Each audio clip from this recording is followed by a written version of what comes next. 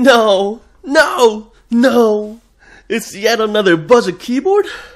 But this one's a good one. Hello keyboard pips, I'm Squint here. I just wanted to introduce another keyboard for you guys, and this one is coming in hot. By Inland and Microcenter, this barebone keyboard is priced at $99.99. It's called MK Pro 75. It definitely doesn't sound like a GMMK Pro.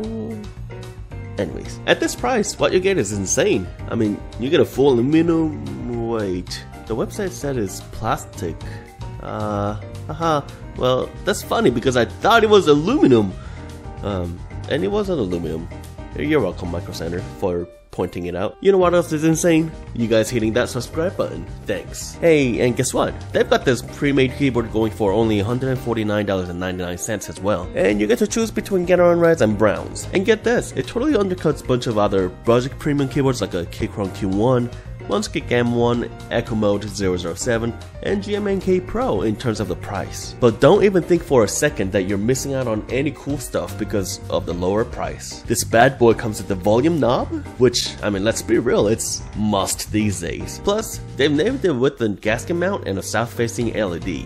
Wow, I mean, it's really clear that even for a new brand coming to a whole custom keyboard scene, they've done some homework. You gotta give a shout out to Microcenter. I mean, they're really killing it with this kinds of stuff, and they're becoming a store that keyboard enthusiasts can actually visit and enjoy. Opening up this keyboard box is pretty satisfying. They've gone extra miles here for the package fitment, and they even tossed in some tools to make the modding of this keyboard like a breeze. I mean, that's rare, you know? Most of keyboard company don't even bother with this kind of stuff. Oh, and check this out.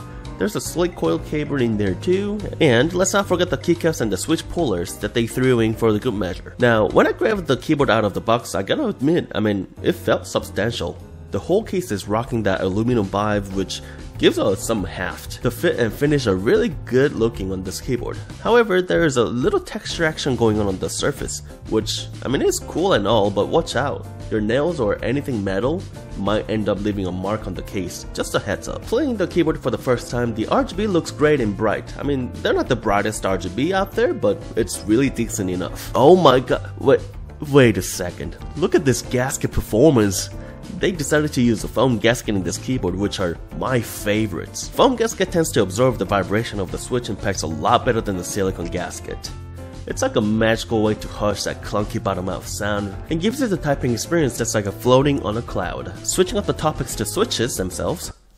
Get it? Cause I'm switching to the switches? Yeah, like, get it? Anyways, I'm diving into something fresh, the J-Wick by Click Clack. These new linear switches hit the scene on June 13th, 2023, and let me tell you, they're absolutely delight to use. Straight from the factory, they come pre-lubed, and secret ingredient is a point spray surface treatment for the precision. This switch quickly earned a spot among my favorites. The bottom and the top housings are both crafted from nylon for the extra smoothness, while the palm stem enhances the feel and sound. The packaging also deserves a shout out. It arrived in a sleek and eye-catching black cinder box. On the packaging you can see the description of the switches. The switches carry the theme from the same packaging. It's a classic black housing with a purple stem. As for the actuation force, it sits comfortably at 50 grams. Now that's right up in my alley. Now, shifting gears to the keycap department, I'm gonna give a new life to one of my old keycaps that I salvaged from what I can only describe as one of the most dreadful keyboard I've ever put together. Once again, don't buy that keyboard. These are the Drafts Camilo DCX keycaps, crafted using the double-shot ABS material. Typing on them truly pops with each keystroke. Now, with everything on the keyboard, let's just see how this keyboard performs as a stock unit.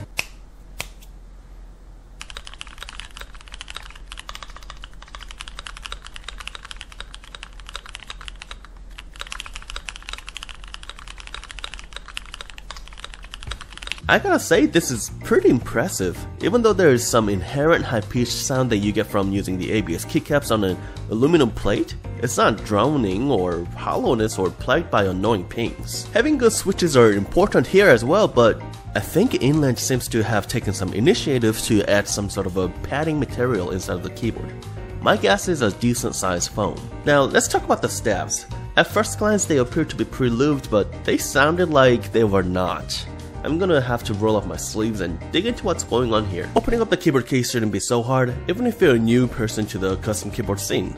Inland does provide you with the right tool sets to open up the board. I'll be using my own personal tool though, but as you can see, the hex key is holding up the top and the bottom case together, which are far more superior compared to the Phillips screw heads. It reduces the deformation of the screw head if not used with the correct toolset or too much force. One of the gasket foam was actually twisted, although I don't think it really affected the gasket performance. It was just a bit of an eyesore, to be honest. Turning my focus to the bottom case, there was a foam that I mentioned earlier. This is one of the decent thickness foam I've seen in a while. I'm gonna need to remove it to get a better look inside. Beneath the foam there was a plastic sheet, presumably an insulation sheet. Now, why would you need one in the keyboard, you might say? Well, this is a really low chance, but if the foam moves around in the keyboard while typing, I mean especially for the gasket keyboards, it could build up some static, which could possibly zap your whole PCB. Now, Inland did the right thing here. They put some adhesives on the foam to really hold it into place, and yet they added another material to prevent the static build. Well, in my mod today for this keyboard, I won't really need this plastic sheet, so I'll just be removing it. Now, the bottom case finally. It seemed like there was some space that might have been intended for something else. My hunch is that these spaces could be, come in handy for maybe future Bluetooth version for the batteries. I mean, it makes sense. Having an extra room without a major case modification could be really useful and less costly for them. But for the time being, I'm gonna try to figure some ways out to fill up the spaces. Alright, so turning my eyes to the PCB now. The stems are screwed in PCB, yet another really great thing to see for the budget keyboard. It's just keep getting better, We have EVA or Poron foam in between the PCB and the plate. Wait a second, is it only me or does it look like it's a bit warped? I mean, it's okay though. Once you put all the screws and switches back together in place, it should straighten in and out. But kind of another eyesore. Well, let's take a look at the stabs a little more. These screw-in stabs are far more desired due to their rigidity. There's no chance of wobbling during the heavy use and impact doesn't travel through the plate. Though, wow, I mean, look at what they did to the stabs. They shoved a whole bunch of lubes into the wire compartment, but no lubing in the housing of the stems. And no wonder why the stabs sounded horrible. I mean, but this is better than non-lube stabs, like... drop. First things first, I'm gonna put these stabs pads on the PCB to reduce the impact coming from the stabs, which, I mean, it will reduce down the tear and wear of the PCB. You certainly do not have to do this. I just prefer not having the heavy impact during the use. Next up, I'm gonna be wrapping the whole PCB with the foam pouch. This basically works as your tape mod and the P foam mod. 2-in-1 solution basically. Now, another YouTuber, Hapio, does a similar mod called the Press and Seal mod. According to him, Press and Seal could zap the PCB. Well, I don't know, I beg to differ. Yes, the statics can build up if there was any moving parts that was rubbing against the PE foam. I mean, in this case, there's no really moving or rubbing. Switches should be pressing down firmly on PE foam, and you always want to secure the PE foam with some sort of a tape to tighten the whole thing. If you need to use more than just one tape to seal the whole PE foam into place, just go ahead and use more.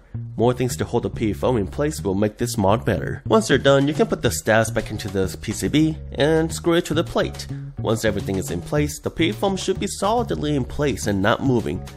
Remember, for the PE foam to build up the static, it has to be rubbing against something. Now, it's time for the bottom case. I usually use a neoprene rubber sheets to observe the aluminum case's vibration, but they can be expensive. So I looked for an alternative option, shelf liners. Will it work? I don't know. I mean, it's made out of EVA material, so you can cut this into a shape pretty easily. And I think the adhesives material could actually, it helps with the vibration, but I just don't know until I tried it out. But one of the good things about the shelf liners is that you can get these so much cheaper compared to the neoprene rubber sheet. I mean, talking about a really good budget here. I'm going to use some silicone to really stick the liner to the case. And on top of that, I'll be applying a thin sheet of memory foam. This foam is thin enough to not to hurt the gasket performance. Now, for the twisted gasket, I decided to completely remove the gasket on that part and make one my own with the memory foam I had. After all these mods in place for this keyboard, let's just check out the gasket performance again. Okay, so it did hurt the travel distance just a little bit, but I'm not too much worried here. I mean, I'm not putting too much pressure here either, so it's still working fine. Now with that, let's just assemble this keyboard and check out the sound. I'm gonna play the stock sound again just for the direct comparison.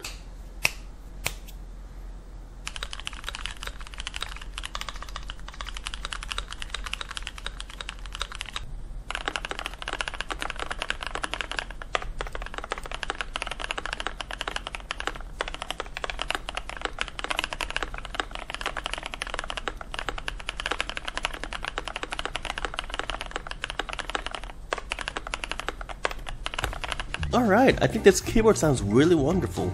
Although due to the nature of the ABS keycaps and the aluminum plate, it does pop rather than thock, and putting the memory foam in the case did reduce the cloudy feeling just due to the gasket action being limited. Now, would I recommend this keyboard to anybody that has no experience with the keyboard modding?